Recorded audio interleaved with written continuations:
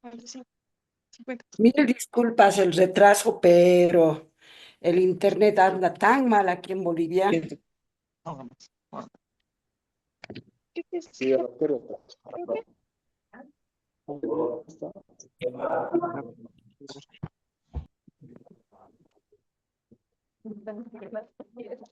La mamá, no, de dile que hace me estoy rato. terminando de alistar para ir con la Yose a la U. Y yo me creía pues de bacteria de mis notas. Y No, me la tarjeta negocié no. Santa Claus, no, clausurado. Claro. Sí. ¿Te lo subo? Sí. Y dile que que me estoy terminando de alistar para ir con la Yose a la U. Dile que me estoy terminando de alistar para ir con la...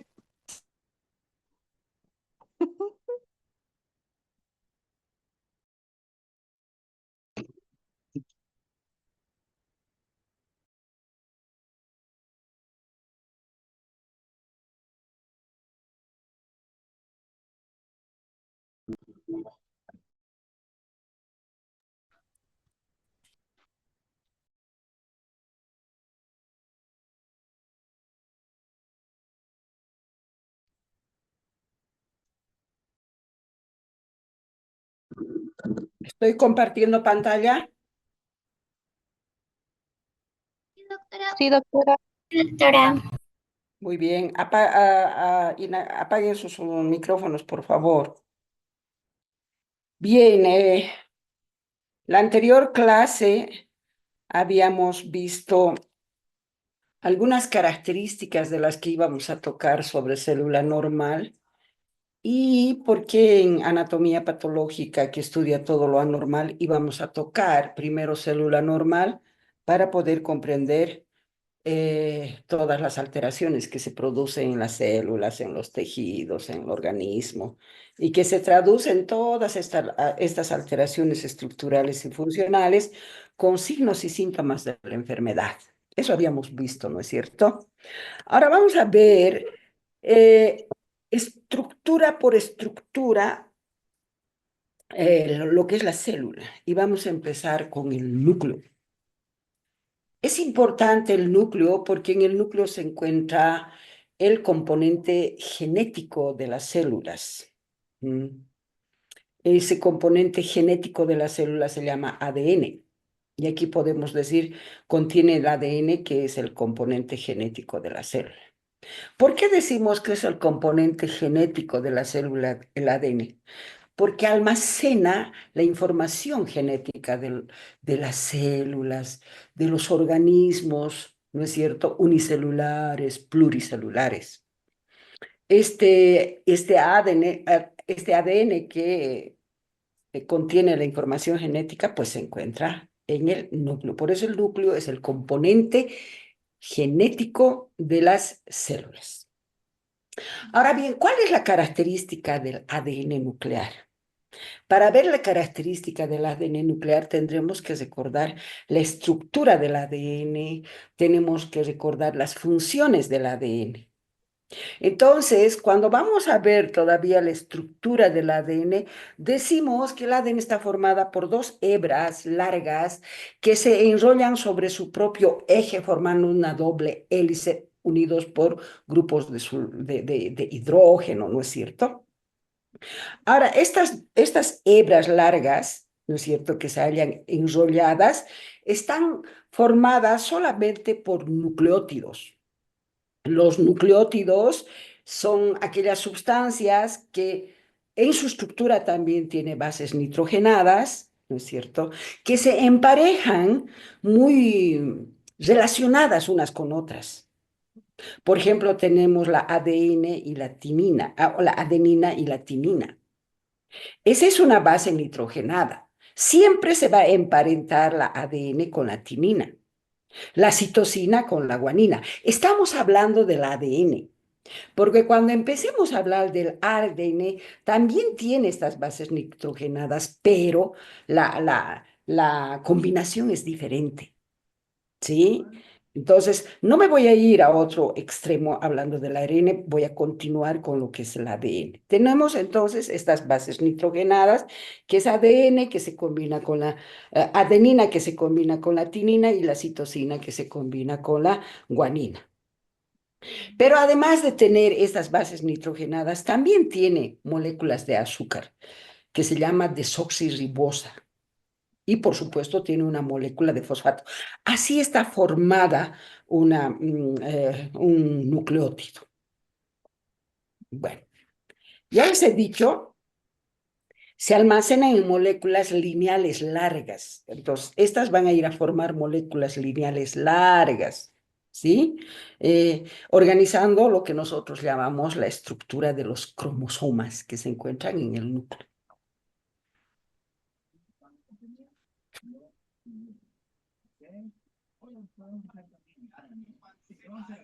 Ahora bien, en el libro dice, existe 3.200 millones de pares de base, de estos pares de base, 3.200 millones. Todo el genoma de las células eucariotas tienen 3.200 millones de pares de base. Ahora, ¿cuáles son las funciones del ADN nuclear? Ya hemos hecho la estructura del ADN nuclear.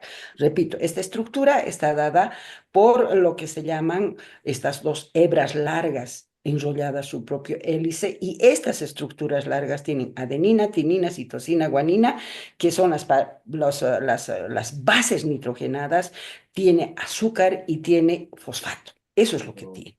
Ahora, ¿qué hacen esto? Por favor, apaguen sus micrófonos. Apaguen sus micrófonos, por favor, interrumpen el desarrollo de la clase. Ahora, ¿cuál es la función del ADN nuclear? Lo que les decía, contiene la información genética de las células. Codifica la mayor parte de los rasgos hereditarios. Gracias a esta información genética, somos altos, somos bajitos, somos morenos, blancos, etcétera, etcétera. Ahora, no solamente es el que va a dar los rasgos hereditarios de las personas, sino que también dirige la actividad de las células del organismo, dirige la actividad de las células, de los órganos del organismo. Ahora, se transmiten de los organismos adultos, ¿no es cierto?, y a sus descendientes durante la reproducción. O sea, si una célula cuadrada se reproduce en dos, las células hijas van a ser cuadradas también. Transmite todos sus rasgos característicos, estructurales y funcionales. Registran también las diferencias, las semejanzas de todos los seres vivos. Gracias a nuestro ADN podemos parecernos un poco a nuestros hermanos, o podemos ser tan diferentes entre un amigo y otro amigo, etcétera, etcétera. Gracias a la información genética que se transmite de persona a persona, ¿no es cierto? Gracias a estas moléculas de ADN. Determinan también el desarrollo de las características estructurales y funcionales de las proteínas celulares.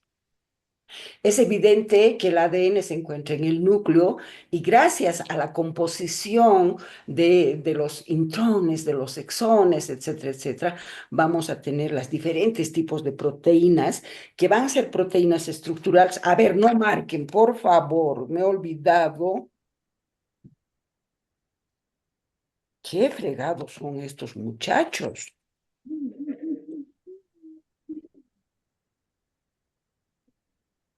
¿Qué fregados son? Parecen niños.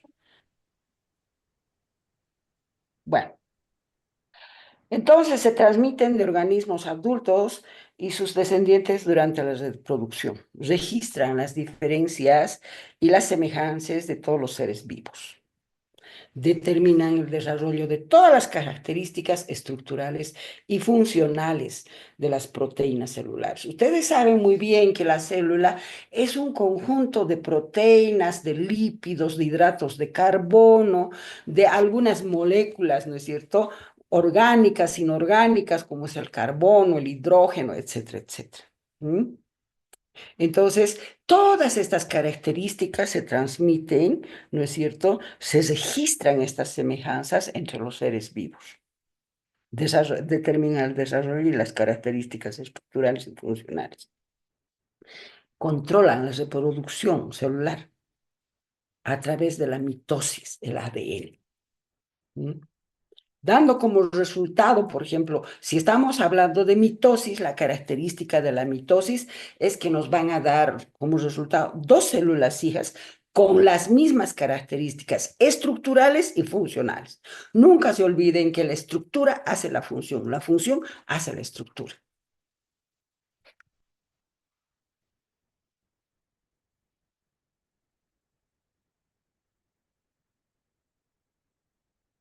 Ahora bien, estamos hablando del ADN. Tenemos que ver una unidad funcional más pequeña del ADN que se llama el gen.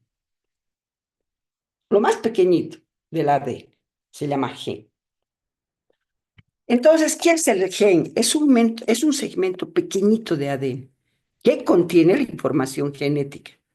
Esta información genética se transmite de padres a hijos, o sea, todas las características estructurales y funcionales. ¿Mm? Ahora, ¿qué son los genes? Son unidades básicas de la herencia y determinan los rasgos fisiológicos biológicos. Y están formados por secuencias de ADN. ¿Ah? Están dispuestos unos tras otros en los lugares específicos de los cromosomas del núcleo de la célula.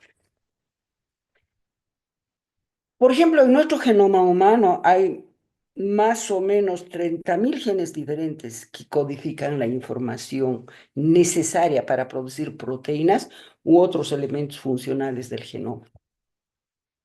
20.000 genes corresponden al 1.5% del genoma, que son formadoras de proteínas estructurales y funcionales de las diferentes células. El resto de los genes no son formadoras de proteínas. Estoy hablando del 99%, que no son formadoras de proteínas estructurales. Solo el 1.5% son formadoras de proteínas estructurales y funcionales de este gen. Ahora bien, ¿qué es un gen? ¿Y cuál es su estructura de un gen? Un gen es un segmento de ADN, pequeñito, unidad básica de la herencia. El gen, ese segmento pequeñito. Este segmento pequeñito determina los rasgos físicos, biológicos, etcétera, etcétera. ¿Cómo está formado este gen, este segmento pequeñito? Por exones, intrones y otra vez exones. Así está formado el gen. Responsable de transmitir todas las características biológicas, características físicas, etcétera, etcétera. Ahora bien, el exón se caracteriza porque tiene un ADN codificante. O sea, es la secuencia puntual de bases nitrogenadas. El intrón son trozos grandes de ARN mensajero que interfiere evidentemente en el código de los exones.